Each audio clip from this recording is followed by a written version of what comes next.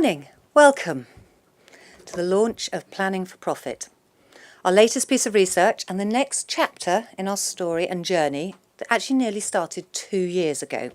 And that journey is the journey of effectiveness.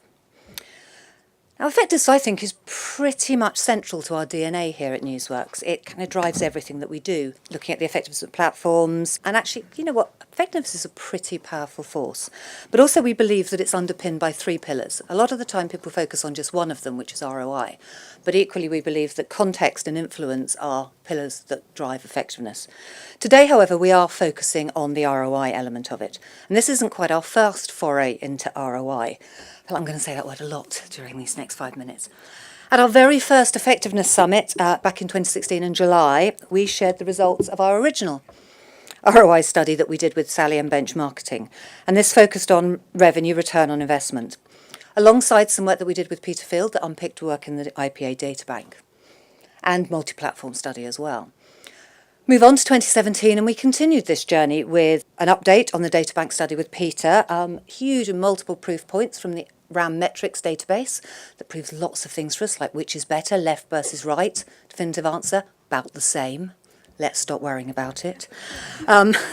Outside of that, also, what makes this study different? So I said 2 years of effectiveness. Have we not proved everything we need to prove by now? The simple answer is no, we haven't. There's lots more to unpick on this. And there are actually, I guess, 4 key areas that make this study different. The first of which is actually the angle we're taking, which is it's about profit. Never before have we done this. And profit is pretty important.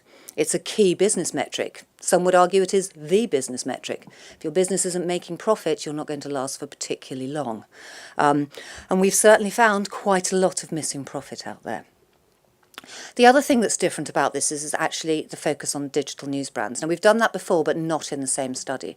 So in this work, for the very first time, and actually the very first time of any study, we've been able to actually take digital advertising out of that amorphous mass of display in news brands and focus on it and get it an answer from it, and an answer about what the profit ROI is and what the right levels should be. Now, we know from our work, another work that we've done around digital and the fact that, I think we all instinctively feel that the quality environment that news brands provide is worth more than, say, that long tail of digital. So I like to say, I Love Cats is a fabulous site, I'm sure, but it's not the same as any one of those news brand sites, and you're not going to get the same engagement. So actually, I'm pretty certain you're not going to get the same ROI from them either. So within this study, we now have the answers to what the optimum level of spend you should put into digital news brands is to deliver the right levels of profit ROI. The other thing we've got with this study is much wider market coverage. Often when you start looking at ROI studies, you've got some answers for maybe motors, maybe retail, maybe finance, and that's about it. And actually with this, we're not alone on this, because our other fabulous trade bodies out there, the likes of Thinkbox and Radio Centre, have also been doing great work in this.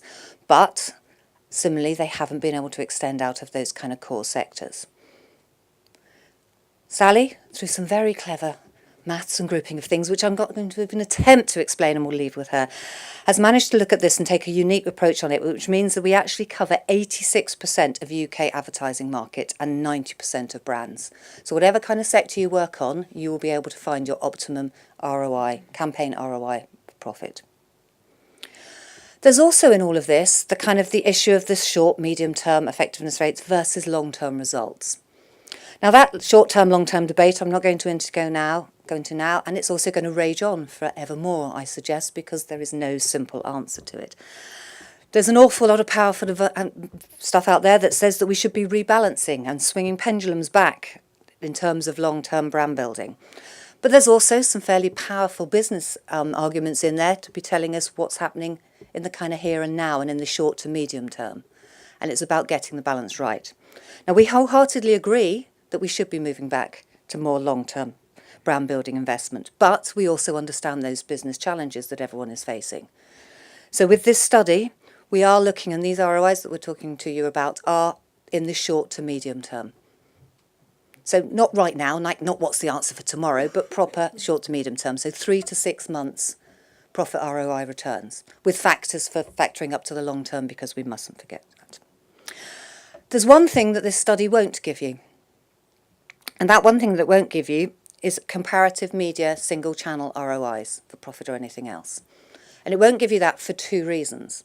One is we wholeheartedly believe that actually no media is an island, no media should ever be considered on its own. And actually the best and most effective marketing and media campaigns out there are always going to be a mix of media channels. So what really is the point of wondering about one thing versus another? It's not particularly helpful. The other reason out there is that actually, that Ubiquity ThinkBox study does have them in, and they're pretty good. They're there or thereabouts with the answers that we know.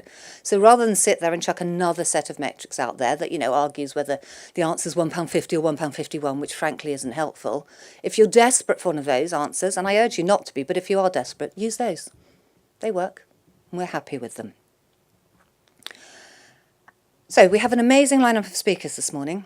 We have Neil Duncan from PwC, who'll be giving us the business perspective and why profit matters in all of this. Denise and Sally Dickerson will be from Benchmarketing. We'll be doing a bit of a double act up here, and we'll be digging into the study with all the important facts and stats for you. Denise will be up first, and she's going to give you some more background about why we did this study and why it's so important.